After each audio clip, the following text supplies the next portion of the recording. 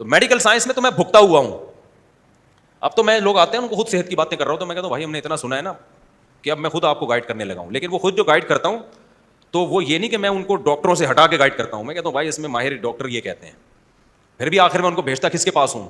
میرے نسخے پہ عمل کیا نا تو خود بھی مرے گا تو جا ڈاکٹر سے آگے پوچھ. سمجھ رہے ہو کہ نہیں سمجھ رہے؟ ہاں کچھ صحت کے بنیادی اصول ہیں جو سارے ڈاکٹر حکیم مانتے ہیں اور قرآن و سنت سے بھی ثابت ہیں, وہ میں بیان کر دیتا ہوں. اس میں یہ ایسا ہی ہے جیسے کوئی عام آدمی یا تبلیغی جماعت والے 6 نمبر بیان کرتے ہیں کہ نہیں کرتے؟